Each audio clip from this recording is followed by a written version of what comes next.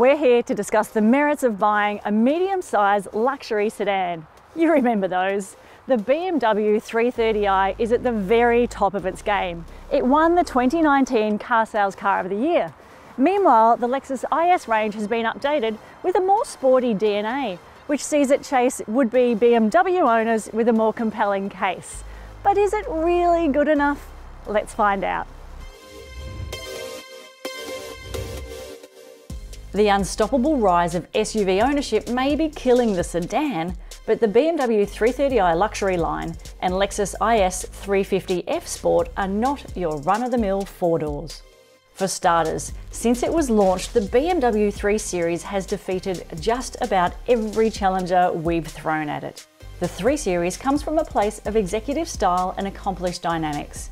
Its exterior is polite and stylish. The 330i sits at the more affordable end of the 3 Series lineup, at least before you consider the lengthy list of options. Be careful, you can quickly cause a budget blowout. The updated Lexus leads the charge with a larger engine paired to a smaller price tag than the BMW. That in itself will be enough to grab the attention of some. It's actually a little smaller than the BMW, but its wide hips and angular lines give it a more aggressive stance and shouty road presence. The Lexus IS 350S Sport is the range topper of its clan, and its lengthy standard equipment list means options are limited to one option pack. The BMW is powered by a 2-litre 4-cylinder turbocharged petrol engine, paired to an 8-speed automatic gearbox. The Lexus brings a 3.5-litre petrol V6 to the game. It also gets an 8-speed auto, and both cars are rear-wheel drive. And therein lies our first major difference. Do you want turbocharged 4-power or a V6? On this comparison test, you can't have both. But to be honest, that will probably be one of your easier decisions. Let's dig a little deeper. It is behind the wheel that a large, dynamic performance-size wedge divides these two rivals. Have the Lexus's manners improved enough to be a genuine rival?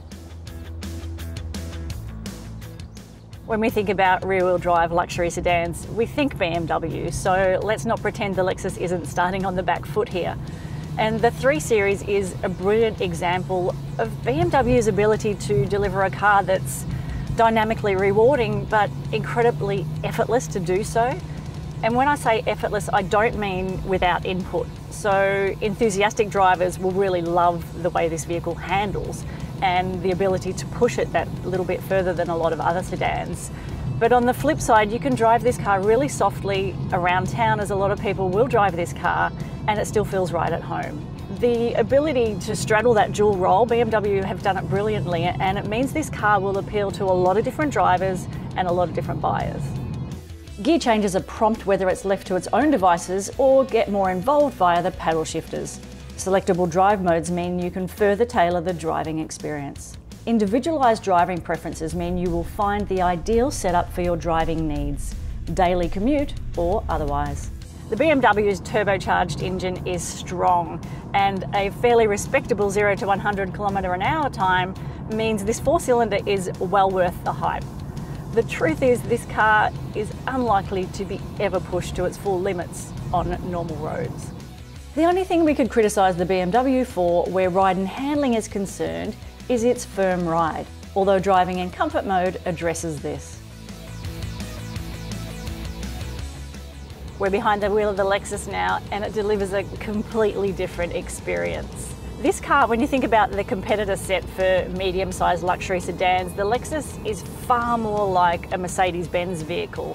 It's really comfortable, even to the comfort of the seats, but the ride is more supple, it's soft, it just smooths over bumps in the road, and that drive experience will appeal to a lot of people.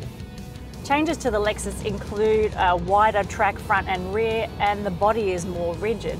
The V6 power is great, it feels like this car is always on, but it doesn't have the responsiveness of the BMW's turbocharged 4.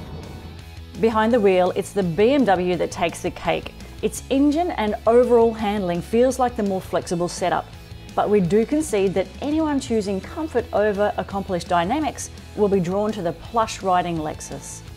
When it comes to filling up, both vehicles sip premium 95 RON fuel, but that V6 in the Lexus will cost you at the Bowser. So your next consideration is the great divide that is German versus Japanese design. And on these rivals, it's even more pronounced where interior design is concerned. So in the BMW, you jump into, in this example, black. It's sleek, it's got beautiful high gloss wood finishes, chrome details.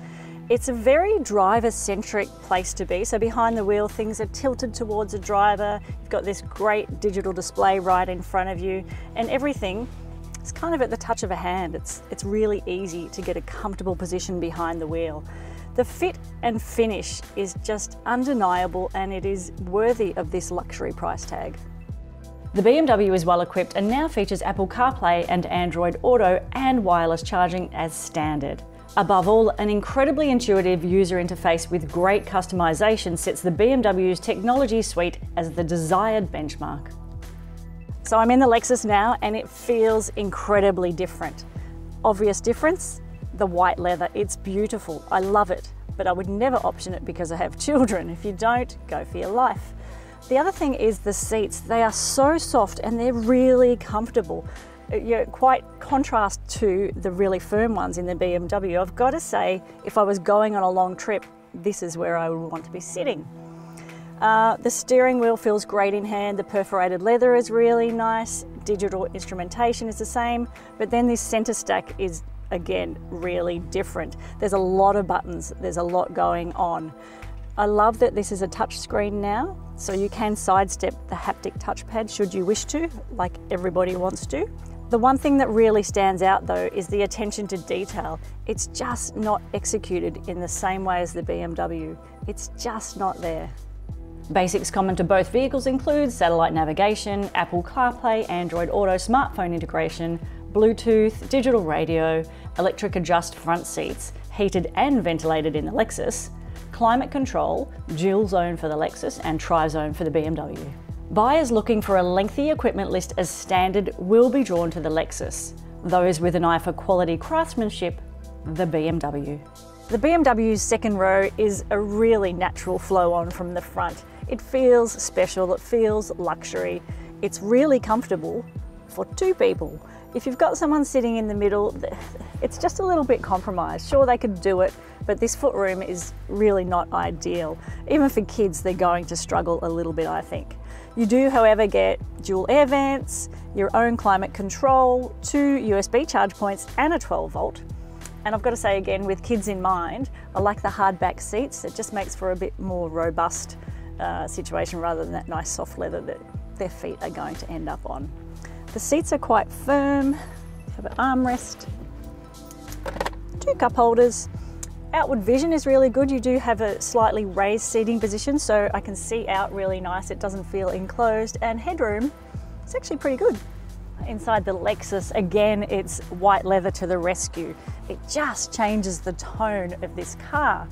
These seats, immediately, they feel really comfortable. They're really soft compared to the much firmer seat base in the BMW.